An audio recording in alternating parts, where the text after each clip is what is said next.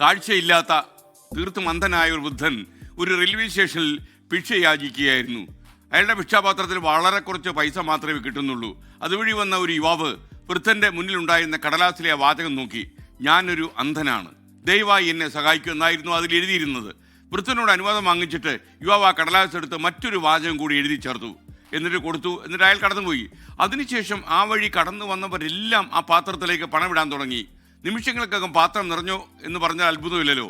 കടലാസിൽ എന്തായിരിക്കും ഈ യുവാവ് എഴുതിയത്? വൃദ്ധൻ കൗതുകത്തോട് ആലോചിച്ചു. പക്ഷെ അന്ധനാണ്, അയാൾക്കത് കാണാൻ കഴിയില്ല. വന്നവരുടെ അയാൾ ചോദിച്ചു, എന്താണ് എഴുതിയിരിക്കുന്നത് എന്ന് ചോദിച്ചപ്പോൾ അവർ പറഞ്ഞു, ഈ ലോകം വളരെ മനോഹരമാണ്, പക്ഷെ എനിക്ക് മാത്രം അത് കാണാൻ കഴിയുന്നില്ല എന്നാണ് അയാൾ എഴുതിയിട്ട് പോയത്. ആ ചെറുപ്പക്കാരൻ തങ്ങളുടെ കാഴ്ച എന്ന അനുഗ്രഹത്തെക്കുറിച്ച് ഓരോ ആളിനെയും ഓർമ്മിപ്പിച്ച അയാളുടെ വാചകം ഓരോ ആളിൻ്റെയും മനസ്സലിയിച്ചു, അവരുടെ ഹൃദയം അലിഞ്ഞു. അതുകൊണ്ട് അവർ പണം പെട്ടെന്ന് അയാൾക്ക് നൽകി.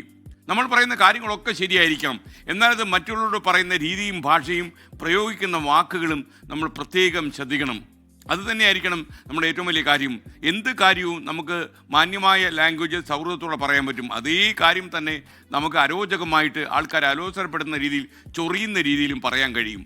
സമൂഹത്തിൽ ജീവിക്കുമ്പോൾ നമ്മുടെ പെരുമാറ്റവും നമ്മുടെ വാക്കുകളും അതിപ്രധാനമാണ്. കമ്മ്യൂണിക്കേഷൻ വളരെ പ്രധാനമാണ് എന്ന് പ്രത്യേകിച്ച് പറയേണ്ടതില്ലല്ലോ.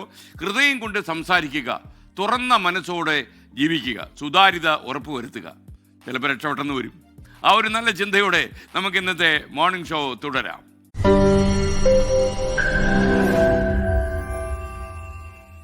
ലോകത്തെവിടെയായാലും ഏത് സമയത്തും 24 വാർത്തകളും ഓഗ്മെന്റഡ് റിയാലിറ്റി പാക്കേജുകളും എക്സ്പ്ലെയിനറുകളും വിശദമായി കാണാൻ ഞങ്ങളുടെ യൂട്യൂബ് ചാനൽ നിങ്ങൾക്ക് സബ്സ്ക്രൈബ് ചെയ്യാം.